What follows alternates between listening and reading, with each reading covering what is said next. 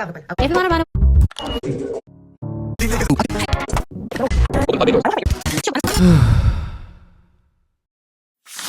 finally deleted Instagram.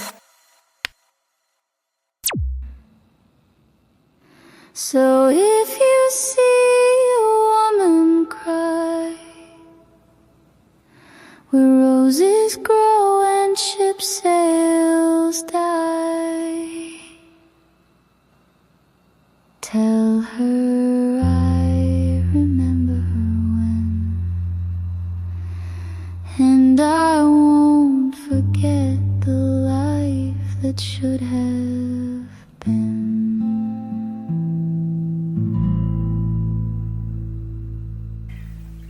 It's actually a very long journey, my relationship with Instagram, and I think I'm finally breaking up with Instagram.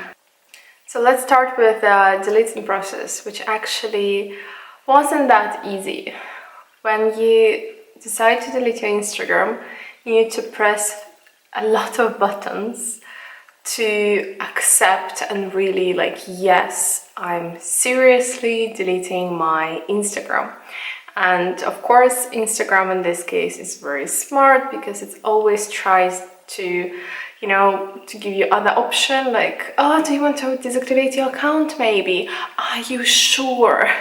And all of those questions like that. But yeah, this time I was very determined, so I wasn't interested in any deactivation. I really wanted to be completely done with Instagram. So in this video, I will tell you my story of my toxic relationship with Instagram and why I finally decided that I don't want to live with it at all. Let's start from the beginning. The first time I felt that there's something weird about the Instagram was actually 2020, 2021. I noticed that I spent more time on it and it's really hard for me to stop. I felt that I'm actually addicted to it, and that was also the first time I noticed that every single time I spent, let's say, more than 5 or 10 minutes on Instagram and I put my phone down, I don't feel good. I either feel neutral or I feel bad about myself, about my life or other things, or I just have this weird, it's not really a headache, it's more like a fog inside your brain when you're not quite sure. Yeah, it's not really enjoyable at all. I think you will understand me, this feeling you have when you scroll for too long. So that was 2021. I planned to go for 1 year to Russia, and I had, this kind of weird in-between life period. So I was learning French, I was preparing myself to apply for the French university in France, and I was just, at home spending time with my family. It was amazing time for me. It was really something, to slow down, to really be in the moment and enjoy my life. But I felt that Instagram might interfere with this wonderful feeling because the life I'm planning to live was not really Instagrammy cool, as we can say this way. And I thought that maybe if I have a constant reminder of other people living their best highlights life, I might not be able to appreciate what I have. And that was the first time I had the decision to post my Instagram account for 1 year. And to be honest, it was absolutely the best decision of my life. I still cannot believe how well I foreseen the difficulties I would have if I kept the Instagram. And I really enjoyed that period. It was a very calm, not interesting in a certain way for this amazing social media life, but it was a happy year for me. And that was the first, kind of red flag towards the Instagram. I had a happy year without the Instagram, living a normal, some would say boring, life. And that was the first conclusion that made me think, are we unhappy because of Instagram, and not really because something is wrong in our lives. Then I moved to France and I persuaded myself that I would need Instagram to connect with people and to make friends, and I was completely new in that country. So this idea that I can look for something through the Instagram, and especially in the beginning when you don't have friends, the real one yet, possibility of making a story or the post to show your previous followers who you know from your home country is at least some sort of communication you get in this very lonely period of adaptation in a new country. Interestingly, I kind of analyze all the posts and stories I made in that period in France, and I don't think I ever posted anything because I was happy. Majority of the time I wanted, like you have a weird day, it's raining outside, you post story and at least you get some sort of attention, people commenting, you have illusion of some kind of communication, likes, all that. It just kind of boosts your ego. So in the end you feel like the day is not that bad. So again, even there, Instagram didn't really support, my happiness. And even in that period, I post my Instagram multiple times for like a 3/4 month period. In the same time, I noticed how hard actually to leave this toxic relationship. The Instagram algorithms are done amazingly, unfortunately. It's really hard to give it up. It's really hard to give up that feeling of, oh my gosh, people like me, I have attention, and even this scrolling is absolutely insane. I don't think any app has such a good algorithm to really, make you super addicted to scrolling on Instagram. But I was trying my best. I was like, maybe it's me. I have my insecurities, and that's why Instagram kind of attacks me this way. But if I'm gonna solve my, insecurities, my thing inside of me, I will get my self-esteem up, I will be able to use Instagram and enjoy it. So I had the period when I was posting, I had the period when I was trying to be real, I had the period when I was trying to post things the same way as other people do, so I know that I can still fake the same life they're faking. And I know that fake is a very strong word, and I don't mean I was lying about the places I was visiting, or I was lying about, I don't know, like how my body looked like, but I still felt that I was faking a bit, because when you put all your photos together, or when you put your all videos together, and you put a trendy music sound, and it's all like really quickly changing, you create completely new emotion of, wow, her life is amazing, and you might not have that emotion in that period you just showed to your followers. And I had the moment when the picture looks amazing or the video looks amazing, but behind the scenes it was not a good day for me, or it was not really good period. Maybe I felt lonely, maybe I was crying during that period, but all of that is completely not visible. So I really try to find some kind of ground for me where it's gonna be comfortable for me to post on Instagram and feel good about everything. And I think I finally realized that's impossible for me. I don't want to say it's impossible at all. I need to kind of confess that I don't believe it's possible, but I guess there's some people that actually enjoy it and feel good about this.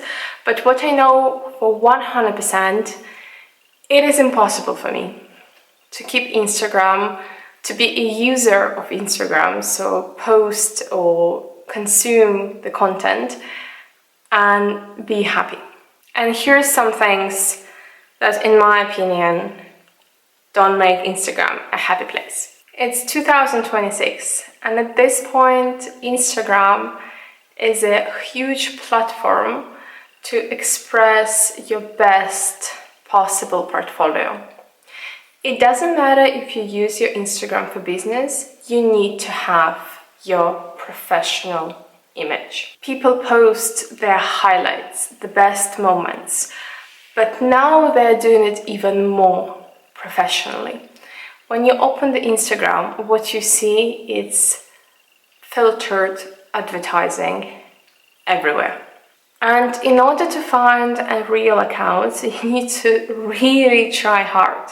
Over that year when I was really trying to use Instagram and really trying to find this balance for me, I was looking for the creators that inspired me, that make me feel good. And you will be very surprised. I never seen those people in my feed. I never seen those people in the explore page.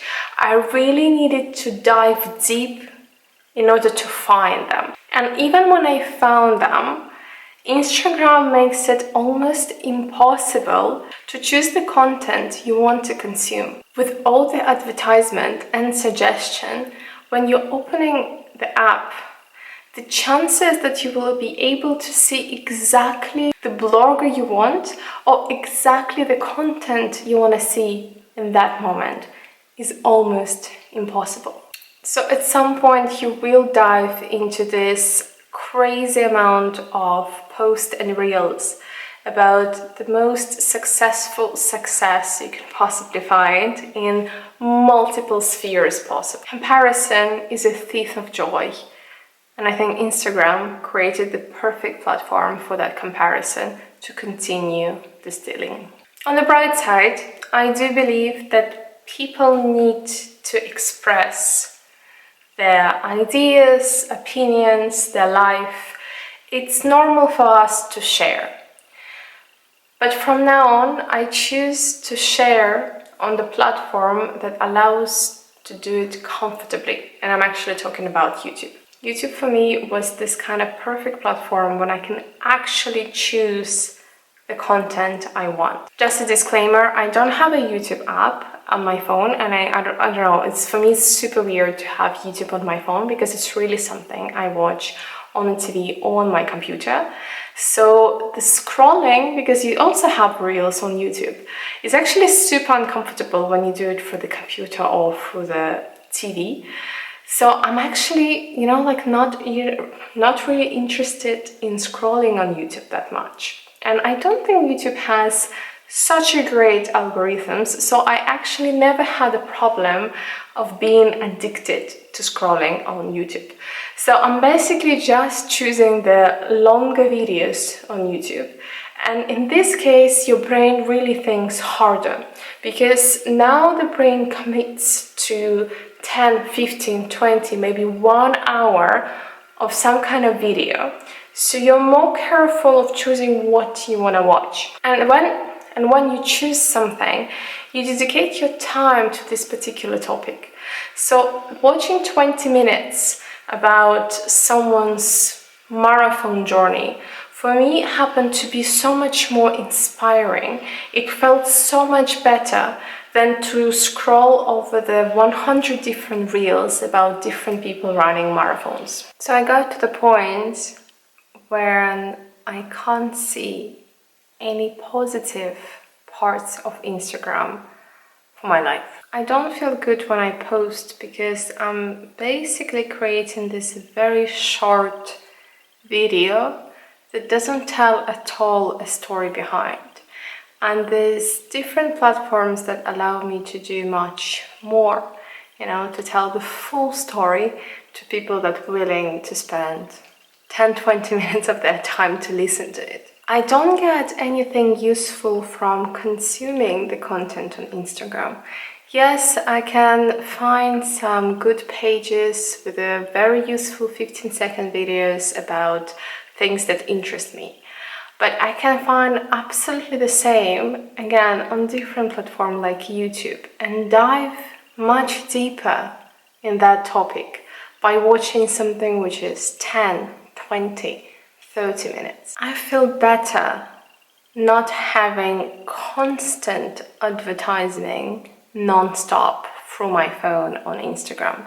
It could be paid advertising. Could be multiple reels that you've watched and now out of nowhere you want to go to Japan because apparently everyone goes right now. It's actually really hard to resist that form of influence. I noticed that the more time I spent on Instagram, more things I want to buy. I feel like, okay, if I will buy this particular clothing, I will be that cool person who is running on that video with that cool music and really cool camera that filmed on that. But the truth is, you're never gonna be happy if you buy something like this. I need to say that probably compared with other people, I didn't spend that much time on Instagram. So on a not really a good day, I will call it this way, I spent no more than 1 hour, 1.5. And during normal days, maybe there was something like 20 minutes or 30 minutes. But it was already influencing me. And in my opinion, it's too much. I don't want to spend a minute anymore there because it doesn't really give me anything good. I wanted to make this decision really, seriously. I didn't want to delete my Instagram and in 6 months change my mind. I really wanted to be a certain commitment, as if you quit smoking. So I was also considering things that Instagram give me that might be a bit hard to live without. And one of them, it's of course people. It's really easy to connect to different people and kind of keep this, connection. But what I realized, Instagram allows you to keep the most fragile connections that would never exist without the Instagram. Connections with people that require just to put a like, time to time, or maybe respond to someone's story, but no more than that. And the truth is, I don't need those connections in my life. It started with the era of Facebook, when it was cool to have 500 friends or 550, but I think it's the biggest illusion. I know many people, I have connection. I don't really have a job that requires me to keep in touch with all those people. I try my best to transfer as many people as I can on WhatsApp to be able to have their phone number. If I'm really interested in someone, I'm texting. I'm gonna text the person and I will invite the person for the coffee. I'm gonna, go for the walk with that person. I'm gonna have a real conversation with that person. And I've noticed that over moving so many times, I managed to save one of the best friendship and relationship I had, because those ones are so strong, nothing will break them. So if you're thinking to delete Instagram, but you're afraid that you might lose all those people you have there, I suggest you to go over your follower list and think who from those lists you will invite for the coffee, or who from that list you can just quickly text right now and ask for the WhatsApp number or just general phone number, just in case you can text them or call them. You will be surprised. Many of those followers are the people with whom actually you don't want to meet. And it's very bizarre that we share moments of our life, we put likes, and we have some kind of communication with people with whom we wouldn't communicate in real life. And here to conclude, I would like to say that Instagram is a very normalized thing at this point. It's very common for people to ask for your Instagram when they just meet you. And from my personal experience, when I was, deleting my Instagram for some time, I've heard different reactions, but I can definitely say that all of them were quite surprised. When you tell people that you don't have an Instagram, they are a bit shocked, as if you said that, yeah, I just chose not to drink water.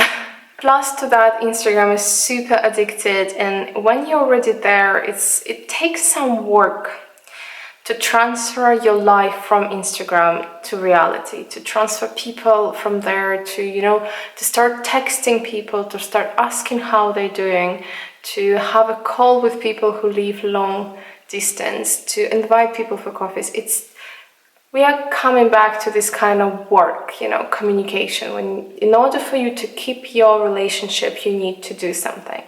And it's not easy, but I'm 100% sure that I'm absolutely on the right way. My life will get better from this point, 100%, just because I don't have this small app on my phone. I already had this very positive experience without the Instagram, so I kind of know what's gonna happen. And let me just tell you, and maybe this will motivate you at least to post your Instagram for some time. I know that I will start reading more for pleasure. I will be reading maybe very easy, maybe someone will even say stupid romance books. But while I'm reading, my brain will be working. It will be creating all those images. My imagination will finally have a chance to do something. It's gonna be easy for me to watch the whole movie without feeling that I need to look at something, because I will be able to restore my attention. There will be the moments when I will feel bored, but I wouldn't have this easy option to open my phone and start scrolling. Instead, I might do things that now some people need to motivate themselves doing. Out of boredom, I will start a new hobby. I will go for the walk. I will cook something. I will enjoy a new book, a new TV show, a movie, anything. Basically, I would do something so much more than Instagram can ever provide me. I also know that my self-esteem will be more stable. I wouldn't constantly compare my life with someone's, and I wouldn't be able to idealize other people's lives because I'm meeting them in person.